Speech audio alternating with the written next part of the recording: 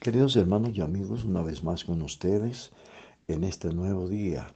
Quiero llevarles un mensaje que es muy importante en estos últimos días, donde muchos hermanos están confundidos y creen que la iglesia cristiana va a pasar por la gran tribulación. Voy a aprovechar estos pocos minutos, pero vamos a fraccionarlo en dos mensajes para que nos alcance el tiempo, porque es una doctrina importantísima que la iglesia debe conocer por cuanto se han levantado una cantidad de pastores falsos, de ministros falsos, de falsos profetas, de brujos y de palabreros que están anunciando que la iglesia cristiana sí va a pasar por la gran tribulación. Entonces, para que usted esté persuadido, le voy a citar las escrituras para demostrarle con la Biblia en la mano que la iglesia verdadera, los verdaderos cristianos, ese cristiano que está arrepentido, convertido, bautizado en el nombre de Jesús, que ha recibido la promesa del Espíritu Santo con la señal de hablar en otras lenguas y que en virtud de tal vive una vida en santidad, para ese tipo de personas no es la gran tribulación. Y se lo voy a demostrar con la Biblia en la mano. Proverbios capítulo, voy a leer el capítulo 11, el versículo 7. Textualmente dice el versículo 8, perdón, el justo es librado de la tribulación, mas el impío entra en lugar suyo. El título del sermón de hoy es, ¿entrará la iglesia en la gran tribulación? Cuando leemos este versículo, quiero decirles que esa tribulación que se menciona aquí en la carta, en el libro a los hebreos, al libro de los proverbios, y que se refiere que el justo será librado de la tribulación, no se está refiriendo a la tribulación que vivimos los cristianos desde nuestro comienzo hasta el final. No se está hablando de las aflicciones del tiempo presente. No se está hablando de las tribulaciones, porque aquí no se está hablando de tribulaciones, sino de tribulación. Y los cristianos no pasamos una sola tribulación, sino muchas. Dice, muchas son las tribulaciones del justo, pero de todas ellas le librará el Señor.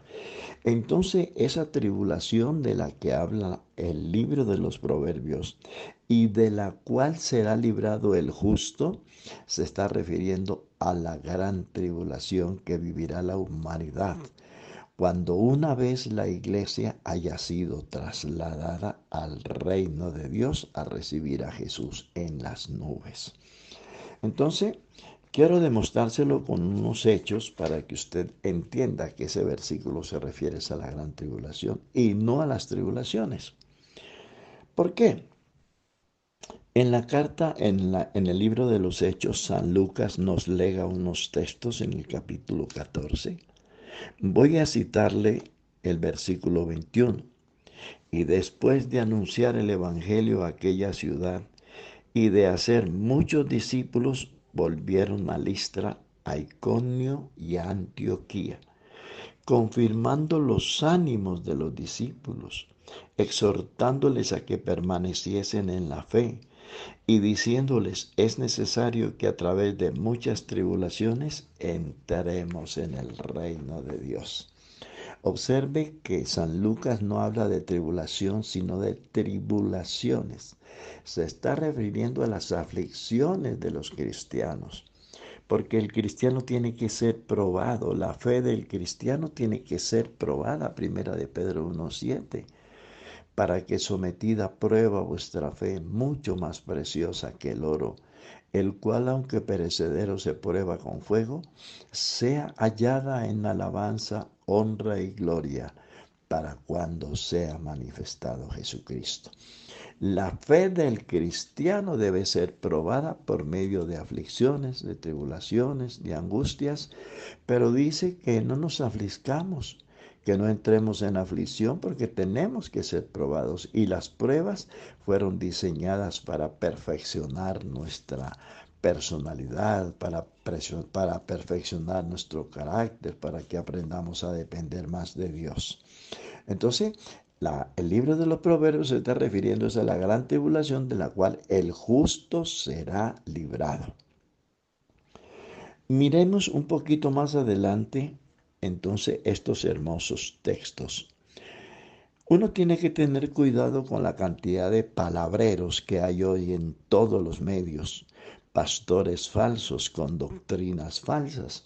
Y entre ellos hay miles de falsos pastores que están anunciando que la iglesia sí va a pasar por la gran tribulación. Usted tiene que tener mucho cuidado y le voy a dar 4 razones por las cuales usted no puede creer a este tipo de palabreros que utilizan todos los medios para engañar a la gente. Primero, este tipo de personas no estudian las escrituras. Segundo, no investigan la palabra del Señor. Se limitan a predicar lo que otros dicen. Y observe usted que la mayoría de los mensajes de ellos son casi copiados de los otros. Tercero, no tienen revelación porque no tienen la unción del Espíritu Santo. Y sin el Espíritu Santo no hay ni revelación ni discernimiento escritural. Y cuarto, son personas que se hicieron pastores, que Dios no los ha llamado. Para ser ministro de Dios hay que tener un llamamiento y el llamamiento tiene que ser confirmado por el Espíritu Santo. De otra manera, no se puede creer a este tipo de personas. Sigamos, sigamos un poquito más adelante. Eh, yo quiero contarles que en la carta a los Romanos, el capítulo 5, hay otro versículo que es menester escucharlo y analizarlo. Romanos 5, verso 1. Con estos textos le estoy demostrando que la iglesia verdadera, la iglesia cristiana, la iglesia cuya cabeza es el Señor Jesucristo, la iglesia que recibe la promesa del Espíritu Santo con la señal de hablar en otras lenguas, no entrará en la gran tribulación. Romanos 5:1, justificados pues por la fe, tenemos paz para con Dios por medio de nuestro Señor Jesucristo. Aquí hay 2 cosas trascendentales y se las voy a explicar con la ayuda y la asesoría del Señor. Justificar, ¿qué es la justificación? La justificación es un acto soberano y exclusivo de Dios mediante el cual Él, escúcheme bien, Él declara inocente al pecador culpable. Pero ¿cómo es eso? Sí, en base a la muerte expiatoria de Jesucristo en la cruz del Calvario. Porque la carta a los Hebreos dice que el justo por los injustos para llevarnos a Dios. Cristo murió en reemplazo de nosotros, porque nosotros no nos podíamos justificar a sí mismo. Entonces, ¿qué tuvo que hacer el Señor? Dios tuvo que hacerse hombre en la persona de Jesucristo. Por eso Jesucristo no es una segunda persona, ni es un Dios aparecido, ni es un Dios enviado del cielo, ni es un representante de Dios. Jesucristo es Dios mismo hecho hombre. Jesucristo es Dios manifestado en carne. San Juan 1:1 y verso 14, Primera de Timoteo 3:16 y Hebreos 2:14 a grandes rasgos.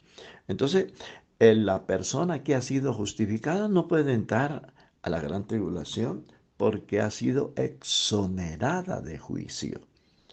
Eso significa ser justificado, el justo por los injustos para llevarnos a Dios. Cristo murió por nuestros pecados porque nosotros no podíamos pagar la deuda que se exigía por nosotros por causa de nuestra maldad. Y la segunda fase de ese versículo dice, justificados pues por la fe, tenemos paz. La palabra paz es no tener deudas con Dios, no tener cuentas pendientes con Dios, porque Cristo pagó toda nuestra deuda en la cruz del Calvario. Pagó no solamente la deuda, no, pagó también el pecado que nos inhibía estar en la presencia de Dios. Por eso en la Biblia no hay purgatorios ni hay limbos. Eso es una mentira del paganismo. Eso no existe en las Escrituras. Cristo le hizo un juicio al, a la iglesia muriendo en la cruz del Calvario. Y ese juez que debió juzgarnos, culparnos y entregarnos a la pena de muerte y a la condenación, fue justamente el que vino a librarnos de la culpa del pecado. Bueno, dejamos aquí la primera parte y continuaremos en la segunda parte a continuación. Dios les bendiga.